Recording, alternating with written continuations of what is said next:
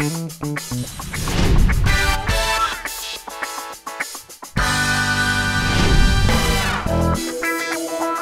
nuestro personaje de hoy es el director de cine Víctor Gaviria, conocido por películas como La vendedora de rosas, La mujer del animal, Rodrigo D., que lo llevó como finalista al Festival de Cine de Cannes, y de verdad es una entrevista que no se deben perder ni un solo minuto.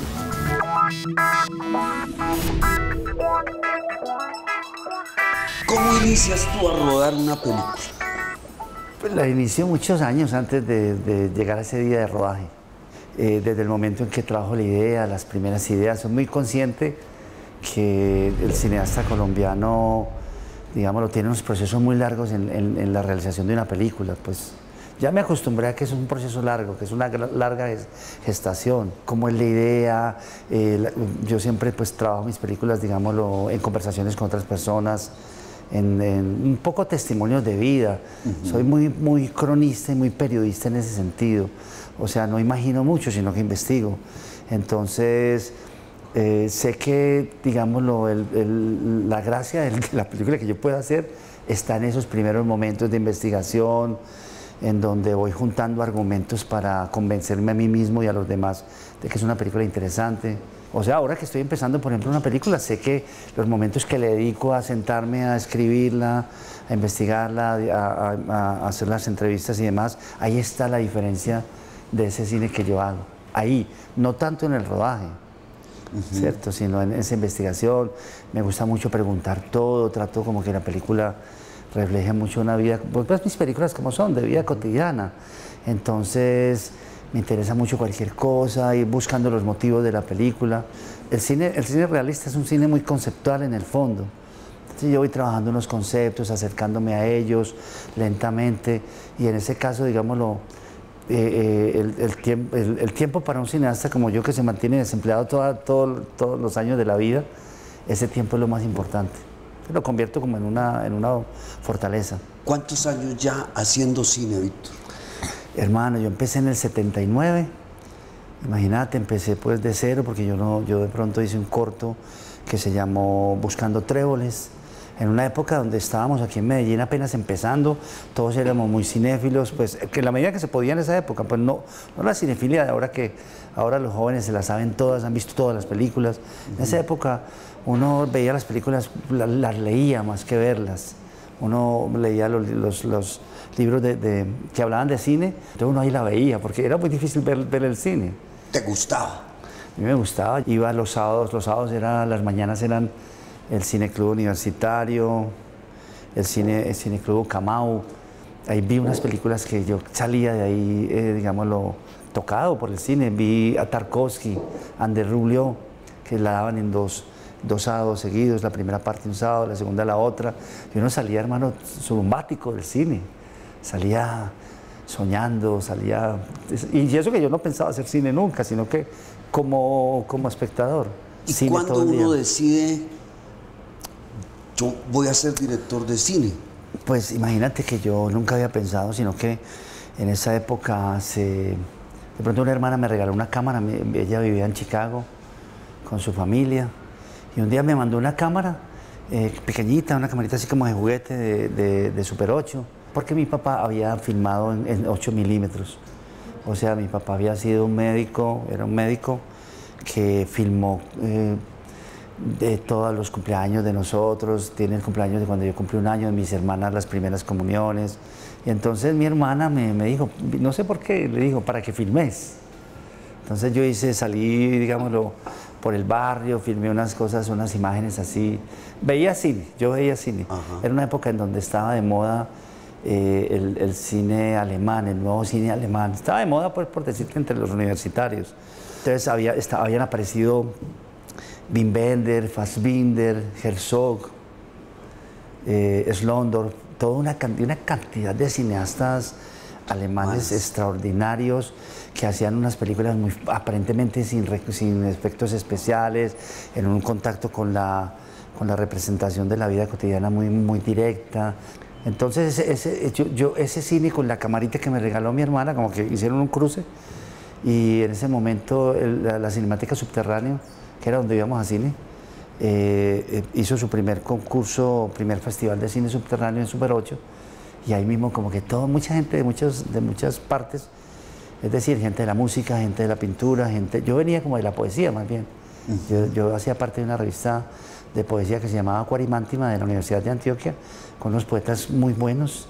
Yo era como la parte joven pues, del grupo de redacción. ¿Escribías? Yo escribía poesía. Entonces como que ahí se cruzó la vaina y hice una primera película que se llamó Buscando Tréboles, que era una filmación de unos niños ciegos en un instituto de niños ciegos aquí en Campo Valdés, y resulta que yo me gané ese festival. Eso fue una cosa. Entonces yo llegué allá y tal, como así, y alguien me dijo, no, te ganaste el festival, y al otro día, hermano, me levanté ya increíble, como que me habían cambiado el chip, como que ya yo quería ya ser cineasta al otro día. Bellísimo. Y el lunes me levanté ya de cineasta. ¿Cuántas películas, Víctor? Muy pocas, hermano, casi nada. Yo casi nada, yo soy como esos pilotos que no tienen horas de vuelo, que cuando se montan en una película, en un avión, pues todo el mundo le da miedo que se va a estrellar, hermano. Porque yo he hecho muy pocas películas. No, pero ¿cuántas llevabas? Una, yo dos, he hecho, tres. o sea, hice una cantidad de cortos al comienzo, mediometrajes, en una época en donde se aprendía el cine haciendo. Ajá. La época de María Emma Mejía, que creó un programa que se llamaba Cine para Televisión. Ahí aprendimos mucha gente. Fue una inmersión en el cine, con una experiencia, digámoslo, de trabajar en colectivo, en donde el director aprendía a dirigir, los guionistas aprendían a escribir, los fotógrafos. Era la primera vez como que la gente se tomaba en serio eso del cine, porque en los años 70 el cine había sido de sobreprecio, ahí la gente también había aprendido, pero imperaba mucho, digámoslo, lo comercial, y era muy mediocre en general, digámoslo, el 98% eran cosas mediocres. Y en los 80 empezó esta cosa del mediometraje y ahí empezamos todos a aprender. Yo hice Habitantes de la Noche, un mediometraje, La Vieja Guardia, Los Músicos. Fundamentalmente hice esos tres. Y ahí aprendí, ahí fue que conocí, digámoslo, todo el grupo de mis amigos con los que hice cine. Rodrigo Lalinde, que ha sido el fotógrafo de mis largometrajes. Fue el fotógrafo de Mayolo también en La Mansión de Araucaima. Ahí conocí los directores de arte, los productores. Ahí la gente empezó como a darse cuenta que el cine era un arte colectivo donde cada cual tenía que especializarse, aprender su arte. Entonces, digámoslo, ahí di yo el salto, digámoslo, en el año, imagínate, hace tanto tiempo, en el 86, nos metimos a hacer Rodrigo de No Futuro. Y entonces, yo durante todos esos, digámoslo, del 79 al 86, que fueron 7 años, yo empecé a investigar qué era el actor, porque el problema que yo tuve en Medellín tremendo era que yo no veía actores en Medellín, eran actores de teatro. Entonces, cada que yo podía hacer un pequeño de estos cortos, un corto de estos o mediometraje, me encontraba con unos actores muy teatreros, muy sobreactuados, y eso me da un miedo terrible. Entonces empecé a trabajar, obviamente, como el camino que han hecho muchísimos directores del tercer mundo, ¿cierto? Del cine de los países del tercer mundo, que son el cine de no actores, de actores naturales. Entonces, a mí me da la impresión de que como que las películas son como unos libros con muchos capítulos, porque cada actor es una película. Total. Entonces, por ejemplo, La Vendedora de Rosas es una película de 2 horas, de hora 50. Pero, hermano, cuando la película, yo me acuerdo que cuando yo iba, digámoslo, al Junín a ver la película, pues iba por dar bomba y por ver cómo era la reacción del público. Hablando de La Vendedora de Rosas. Entonces, yo veía que la película terminaba, pero yo salía y la película seguía en la calle. La película pegaba inmediatamente con la calle. A veces las mismas actrices, Lady y esas niñas lindas de La Vendedora de Rosas, estaban ahí afuera, en el vestíbulo del teatro, vendiendo rosas. Entonces, como que la película seguía. Entonces, eso me da a mí la impresión, la sensación falsa de que he hecho mucho cine. Pero lo único que he estado es con los actores. O sea, he vivido, digámoslo, las películas de ellos mucho. Haciendo un balance general, ¿te tocó fácil o te tocó difícil en esta vida? En esta vida, yo pensé que era de cine. En esta vida. Ay, hermano. Yo quería ser poeta y tenía como la intención de ser como escritor o poeta por lo menos. Y entonces el cine me arrojó, digámoslo, a una experiencia de grupo muy interesante, que me ha, digámoslo, ha servido, digámoslo, para lidiar con la soledad que es dura de vivir, la soledad de cada ser humano, ¿cierto?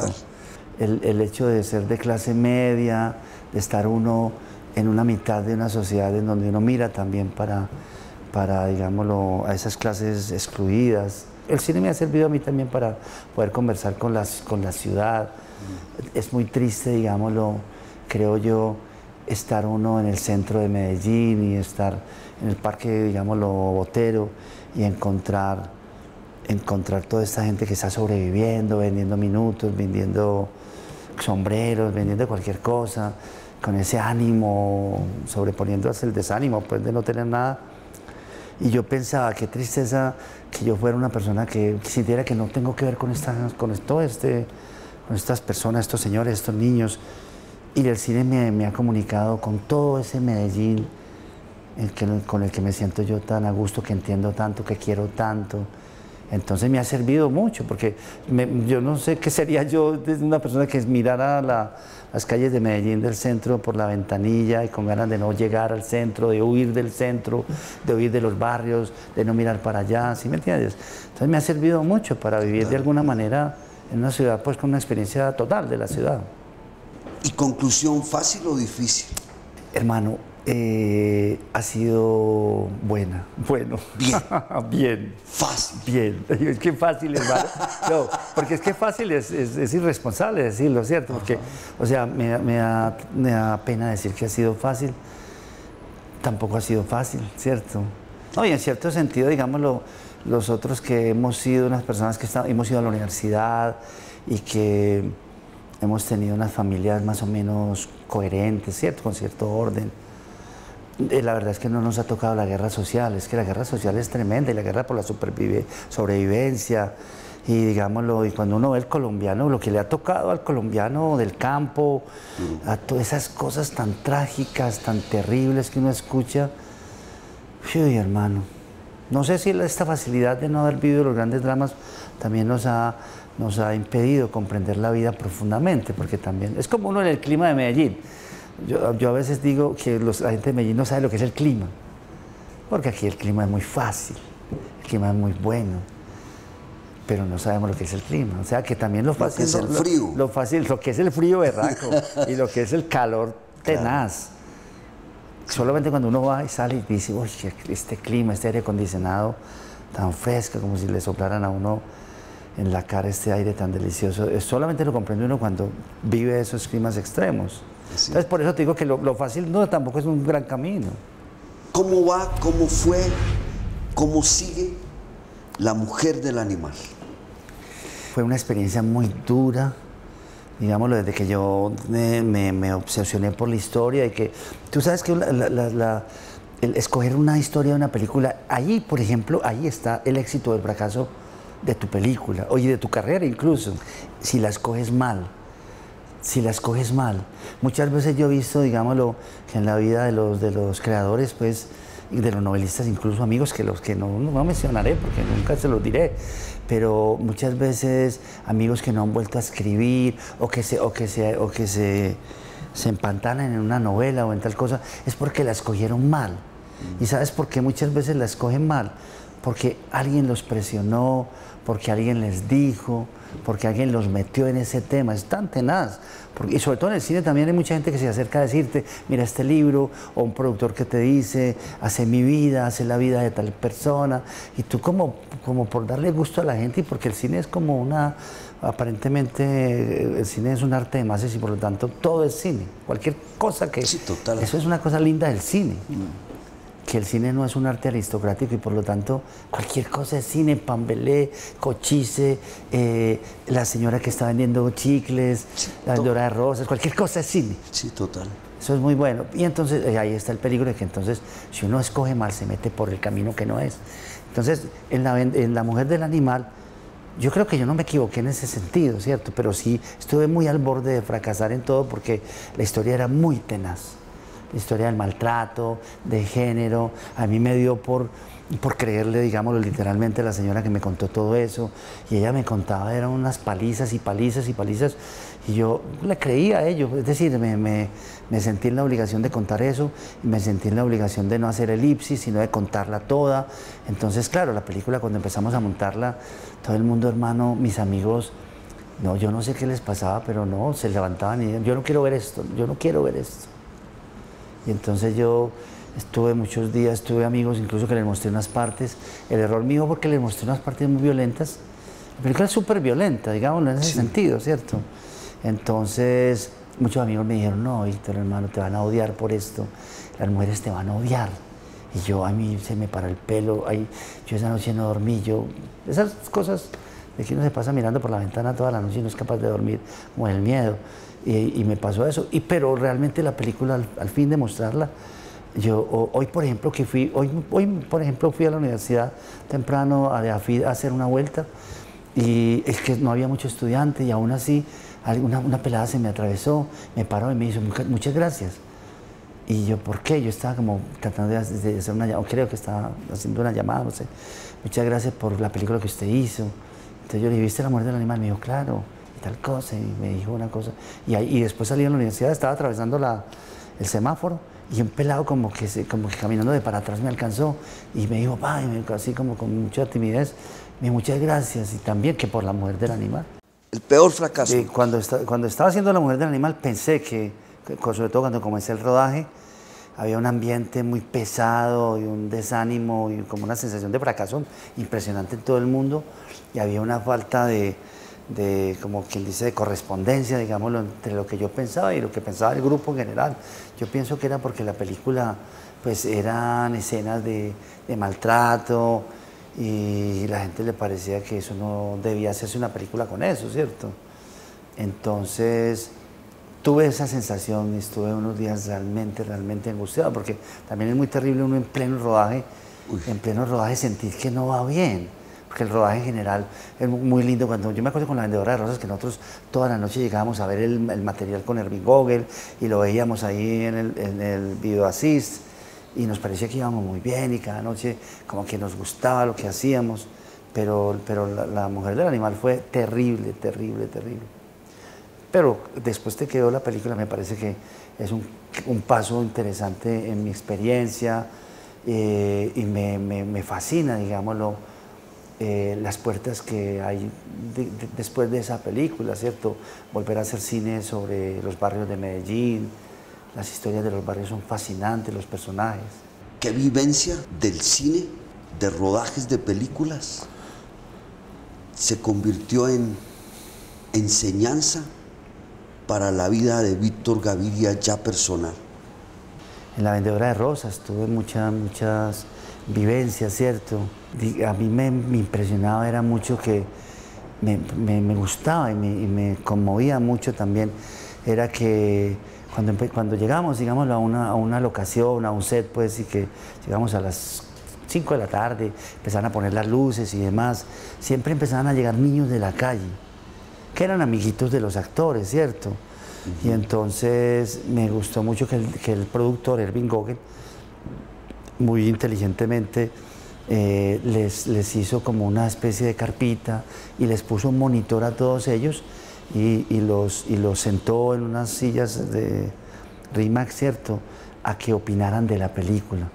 Y entonces ellos se convirtieron como en los correctores de estilo de la película, esos niños. Era una cosa linda, Y un día, por ejemplo, ¿cierto?, yo me acuerdo que había en una escena de esas mismas calles un indigente que hacía un papel de indigente, pues perseguía a una de las niñas, y entonces con un palo la perseguía, y después de que terminó la película, ponle tú, por ahí al año yo estaba por allá en Barrio Triste, y entonces estaba en un bar que yo me mantenía con los amigos, y al lado había como un solar.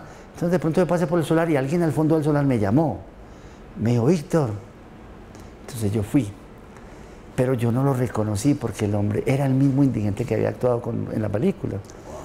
Entonces el hombre tenía un periódico que había recogido del suelo, de un basurero donde había unos periódicos viejos. Entonces el hombre me dijo, ay, ¿cómo así? El periódico hablaba de La Vendedora de Rosas. Pero al hombre le habían pegado una puñalada en el cuello y ya no hablaba como hablaba. El hombre hablaba así, hablaba. Yo no lo reconocí porque el hombre hablaba con una vocecita muy distinta. Y entonces ese encuentro me parece tan hermoso. Y no sé, entonces empezamos a hablar de la película y yo le pregunté que cómo le había ido en el último año. A él en ese año que yo no había hecho nada sino editar la película, a él le habían pasado tantas cosas terribles, terribles, que ya no era la misma persona. La vida lo había golpeado tan duro, que ya no tenía ni la voz, ya no era la misma persona. ¿Qué película ves y vuelves a ver por lo mucho que te gusta? Hay varias películas que yo vuelvo a ver mucho. Por ejemplo, Los Olvidados de Buñuel lo veo mucho. Siempre es como si entrara, digámoslo, es como si fuera un rito, digámoslo, especial, en donde sé con qué me voy a encontrar, pero no sé qué va a producir en mí y siempre estoy, digámoslo, en la expectativa de qué hay en el fondo de esa película inagotable en significados son Los Olvidados, ¿cierto? La veo muchísimo, me encanta esa mezcla de realismo crudo con lo onírico, o sea, esa lección, digámoslo, que le da Buñuel a todo cineasta y de que tú tienes que tener un pie en un realismo total, pero a mí también un pie un poco en los sueños. Esa mezcla que hace de él el cine que lo nombraban como cine de la crueldad. Ese corazón que se revela a través de la crueldad, que es un corazón es decir, de un realismo extremo, pero al mismo tiempo de una cosa onírica, que es la crueldad. La crueldad es esa mezcla de las dos cosas. ¿Quedó algo de la poesía o ya no quedó nada? No, sí, claro. Sí, claro. Yo después he seguido publicando libritos de poesía, siempre escribo, tomo notas, es un ejercicio que hago. Leo la poesía, digámoslo, de mis amigos contemporáneos. Tuve la fortuna de estar en esa revista Cuarimántima. Estos son, digámoslo, saberes que no trascienden nacionalmente, pero te los digo, o sea, en esa revista había un poeta extraordinario que se llamó José Manuel Arango, que yo tuve la fortuna de conocerlo, de estar allí en las salas donde nos reuníamos a hacer las reuniones de Cuarimántima. Era un hombre que estudiaba filosofía, pues digámoslo, se enseñaba lógica del lenguaje, era un tipo, y los poemas de él son extraordinarios, es un gran, o sea, después de Aurelio Arturo, el gran poeta colombiano que nos marcó a todos y que uno vuelve y lo lee y que es un corpus de una obra pequeña, cierto, pero extraordinaria, son 7, 8 libros pequeños, extraordinarios. Entonces, la poesía sigue allí. Yo recuerdo que cuando yo empecé a hacer cine, que me fui distanciando de mis amigos poetas, yo sí les dije a mis amigos poetas, a José Manuel y a Elkin Restrepo, a Eli Ramírez, y a todos ellos les dije que iba a tratar de hacer un cine que fuera correspondiente poéticamente, digámoslo, que iba a ser un cine poético, mejor dicho. Traté, y le dije yo voy a tratar, hermano, de hacer un cine como los poemas que ustedes hacen. ¿Qué momento de la historia te hubiera gustado vivir? Ay, pues digámoslo, muchas veces ahora, por ejemplo, que se desprendió ese iceberg del Ártico, ¿cierto? Que se desprendió ese iceberg y todo eso, y que hay esos informes sobre la tala de las selvas colombianas y que está invadido. A mí me hubiera gustado, ¿sabes qué? Como yo siempre digo, ay, qué lástima no haber estado en las primeras décadas del siglo XX, en la década, digámoslo, de la vorágine, de José Eustacio Rivera, cuando el hombre se fue. Alguna vez que estuve yo, digámoslo, por el río Meta y en Orocué, donde él escribió la novela, estuve yo por ahí y veía pasar ese río como si fuera una autopista pasando en esa soledad divina. Y yo decía, uy, qué lástima no haber estado en esos años, porque no había como esa especie de angustia que sentimos todo del calentamiento global, de un planeta en crisis, intervenido en todas partes de los ecosistemas siempre amenazados, ¿sí o no? Sí. Es como, entonces yo digo, ay, qué bueno, esa gente que vivió a finales del siglo XIX, del año 90, del 1890, los comienzos del siglo XX, 1910, 1920, que no había ese problema y la gente, pues nadie iba pues por esa selva, ¿cierto? Total. José Eustacio Rivera fue porque como que le dieron trabajo en una comisión que fue a revisar la frontera con Venezuela y ahí fue cuando se enteró de todo. Entonces yo me imagino, ¿cómo sería esa vaina tan hermosa? Yo estoy seguro que también sigue igual, en cierto sentido sigue igual. ¿Cómo hacemos para que el colombiano vea más cine colombiano? Ay, hermano, yo no sé por qué la gente se casó con la idea de que el cine es entretenimiento y entonces todo lo que se salga de ahí ofende inmediatamente y es inconcebible para mucha gente. Gente incluso profesionales y todo, que les parece enormemente aburridor una película que no sea hiperactiva y que no te produzca esos efectos del gran poder que produce el cine de Hollywood. Porque el cine de Hollywood lo que le produce a uno es que estamos en un mundo de grandes poderes, ¿cierto? Siempre de grandes riquezas, grandes personajes y sobre todo que ha solucionado el problema del tiempo de la vida y es que el tiempo del cine de Hollywood no tiene tiempos muertos. Entonces la gente que no aguanta los tiempos muertos de la vida de uno, ¿cierto? Que son los bellos tiempos de uno, no se los aguanta en cine tampoco. Entonces es terrible, pero vamos a tener que convivir con ese público y ese público, pues mira como yo soy de malo con ese público va a pasar, va a morir. Esas generaciones van a ir muriendo, va a llegar otra gente que no va a creer que el cine es puro entretenimiento, que el cine es otra cosa también. Y esa gente va a ver copiosamente las películas colombianas del pasado que no tuvieron público y las de su presente.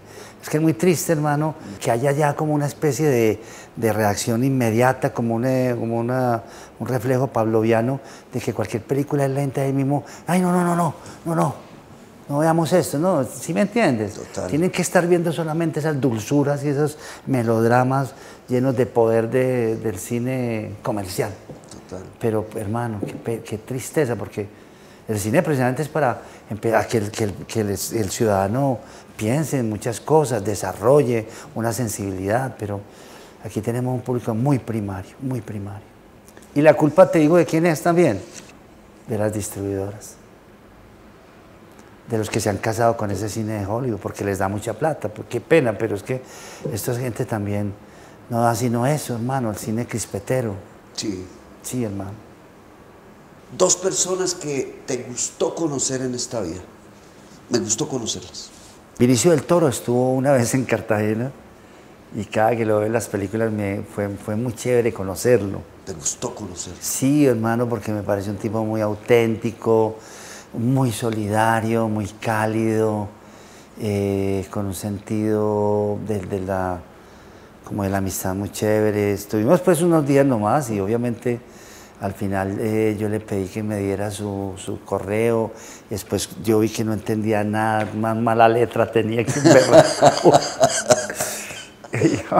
Lo veo en las películas, pero últimamente, digamos, lo conocí a Fernando Trueba. Estuve en España, ahora en Madrid hace poco, y leo mucho un libro que él escribió que es el Diccionario de Cine, un diccionario de cine, te lo recomiendo, Marlon. Qué libro tan berraco, tan lleno de humor, tan divertido, tan inteligente, tan irreverente, tan de una sensibilidad, porque este tipo, Fernando Trueba, es un tipo fuera de serie, te lo digo.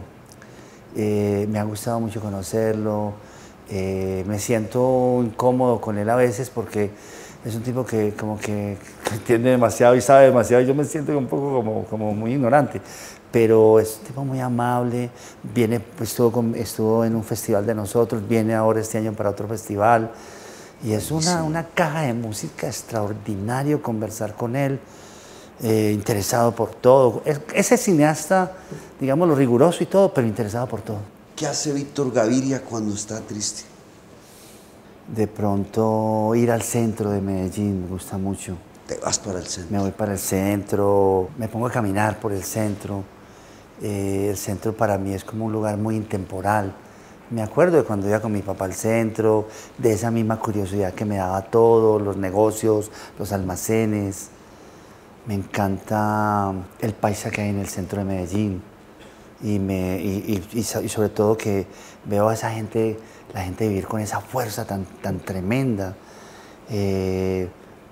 La gente acompañada, junta, siendo testigos unos de otros y sobre todo con esa fuerza de vivir a pesar de las dificultades, porque uno en el centro ve gente necesitada, gente que está allí tratando de resolver, digámoslo, el problema de sobrevivencia de todos los días, del hambre y todo eso. Pero me gusta tanto ver el paisa, yo admiro tanto ese paisa del pueblo, digámoslo. ¿Te gusta? Me gusta tanto, hermano, tiene tanta personalidad, tiene tanta historia, tantas vidas, digámoslo, detrás en general, nosotros un poco pues digo yo, por ejemplo, yo de clase media, pues no tengo tantas vidas dentro de mi vida, mientras que cuando yo converso con estas personas, uy, son vidas hacia atrás, un capítulo, otro capítulo, otra vida. Admiro tanto a la gente y ese amor por vivir, esa fuerza por vivir. ¿Quién es tu actor preferido? Todos esos actores, digámoslo, de los años 70, Al Pacino, Robert De Niro, Anthony Hopkins, es para mí yo creo que el actor más tremendo que yo admiro. Pero en general como ese top de actores que van haciendo una carrera extraordinaria, pero Anthony Hopkins yo creo que es el actor que yo más admiro. ¿Y director?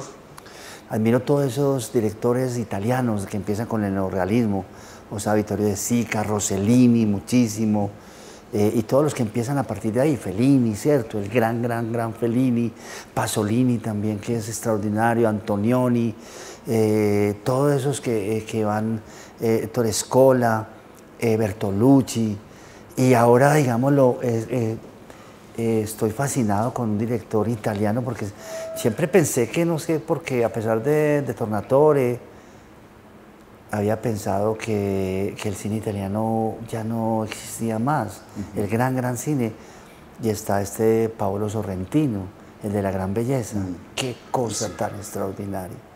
Hay otro director que yo pues admiro, digámoslo, Scorsese, mejor dicho.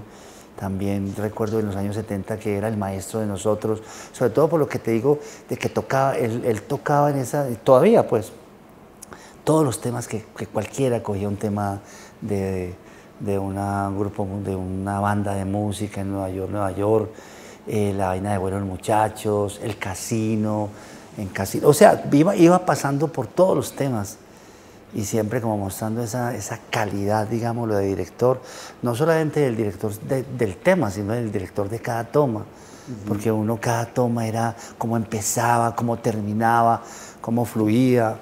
Esos grandes directores de antes que realmente te cuestionaban. Es que mira que nosotros antes adorábamos un cine cuestionador, y nos íbamos, ahora todo el mundo no ve sino entretenimiento, pero antes nosotros adorábamos un cine cuestionador como el de Bergman. Es que todavía uno ve a Bergman y uno se siente incómodo, como que te están mirando unas cosas que tú no querías verte, unas preguntas se están haciendo, te sientes súper incómodo porque ese es un mundo que ya no existe, el mundo de las grandes preguntas, no. Ahora uno una pregunta, entonces uno se toma una pastilla y qué respuesta, un amigo duerme uno a pierna suelta. Ahora todo, hay pastillas para todo. Es increíble. Antes no, antes todo eran preguntas. El día que no debiste levantarte. No sabría responderte qué día, porque a mí siempre me pasa desde hace unos tiempos, de unos años para acá, que hay un momento del amanecer que estoy muy contento, dormido, muy bien, pero hay un momento como que se dispara algo, como si se rompiera algo, alguna sustancia dentro de mí, y se me van acumulando todas las preocupaciones y me tengo que levantar. Para mí antes de levantarme es la posibilidad de conjurar todas esas cosas que no puedo, digámoslo, convertir en sueño ni nada. Entonces, en general yo antes me levanto buscando la manera de resolver las cosas, digámoslo, trabajando, haciendo las cosas, ¿cierto? ¿De qué te gustaría olvidarte? O sea, si uno tuviera la posibilidad, a mí me gustaría olvidar eso, olvidarlo. Ay, sí, digámoslo, ¿sabes de qué? En una época mía que yo me mantenía muy enrumbado. Y entonces a veces no sabía controlar Y entonces aparecía en la casa de mi mamá con todos mis hermanos esperándome, pues como era una invitación de familiares, ¿cierto? Pues eran fiestas de la familia, de los hermanos, de mi mamá. Y entonces yo como que no entendía que yo no debía ir, entonces, uy, tuve unas fiestas en donde yo realmente no era un loco, no, me gustaría como que ellos olvidaran eso. Yo creo que no, tampoco piensan en eso, lo único que pienso en eso soy yo, pero me da una vergüenza enorme pensar esas rumbas tan tesas que llegaba yo tan pasado, tan pasado. O sea, que no hubiera pasado eso. Ay, sí, hermano, te lo digo. Y en general, estaban tantas... Pues, he llegado a algunas situaciones con amigos en unas situaciones tan borracho, tan impresionantemente, como que estaba en esas fiestas con amigos que entendían y que estaban más borrachos que yo, pero tenía el error de irme para otros lugares. Y me da una pena, hermano, que a veces digo, pienso en eso, no, me da ganas de... Eso sí me da pena, me da ganas de borrar eso, borrarlo. Sobre todo con mi mamá. Claro. Me impactó la caída de las Torres Gemelas. Me impactó cuando vi las imágenes en televisión. No puede ser, me impactó ver eso.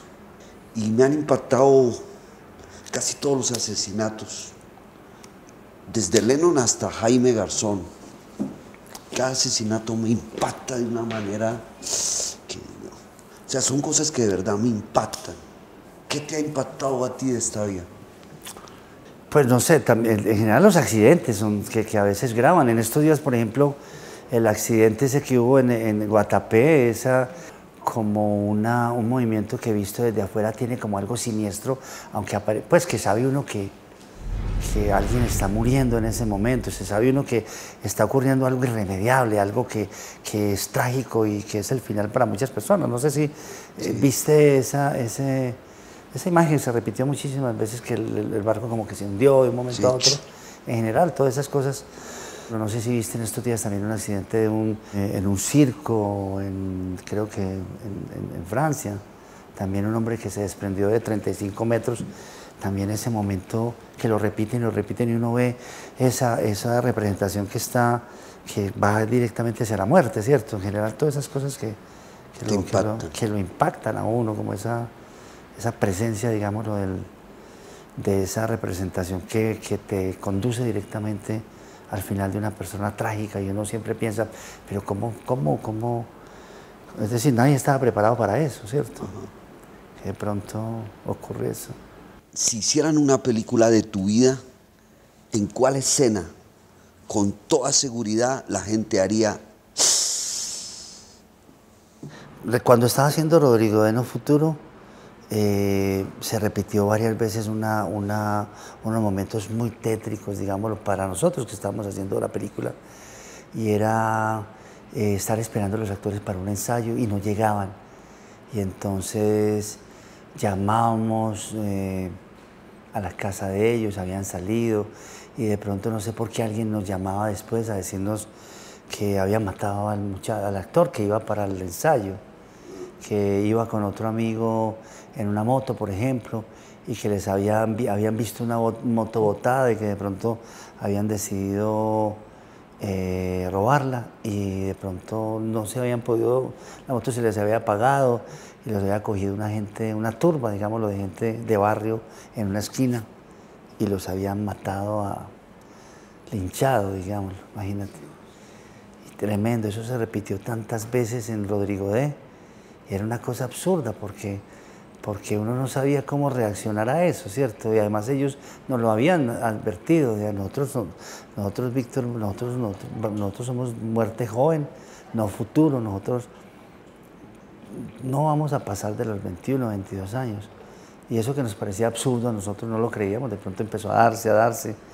Y recuerdo que cuando nos avisaron que íbamos para el Festival de Cannes en el año 90, digámoslo, ponle tú como en febrero, que nos avisaron pues que íbamos a selección oficial y que nosotros ni entendíamos qué era eso realmente. Y también la misma vaina, una mezcla de triunfo y y desgracia y muerte terrible, como advirtiéndole a uno que no tenía uno, merecía uno alegrarse de nada. Recuerdo también que estábamos, ese día hicimos una fiesta, nos fuimos para un bar y estábamos esperando a uno de los muchachos, no llegaba, y nos avisaron que lo habían matado. Entonces es cosa tan terrible, inmediatamente nos fuimos para la casa y se disolvió cualquier sensación y sentimiento de triunfo, ahí mismo se acabó. Una cosa constante en esa película. Un día que por bello, por grande, por hermoso, te gustaría volver a repetir. Sabes que esos son los días que yo siempre recuerdo, que son los días del nacimiento de mis hijos. Es una cosa que yo a veces pienso, pero porque digámoslo, se acabó esa sensación. Digamos, cuando nació mi hija Mercedes y cuando nació mi hijo Matías, yo tuve, digámoslo, cuando salía del hospital, una sensación de plenitud absoluta, pero me duraba, digámoslo, un día o 2 días, pero era una cosa extraordinaria, una cosa como que me hacía inmune a cualquier desaliento, como que había llegado a vivir una cosa que era absolutamente gozosa, festiva, hermosa, plena. Esos 2 días. Yo siempre me pregunto, ¿por qué se me acabó eso? ¿Sí me entiendes? O sea, lo viví con mi hija y con Matías y, digámoslo, me duró 1 día y medio cada cosa de eso. Después volví a la misma cosa de siempre. Y yo digo, ¿pero por qué? Porque yo me imagino que hay gente que lo siente toda la vida, ¿o no crees tú? No sé, esa sensación de plenitud. Sí, yo digo, ¿pero por qué perdí yo esa sensación que tuve? Pero era lindo como nunca lo había sentido. Estaba caminando por las nubes, era feliz, estaba pleno, no necesitaba nada.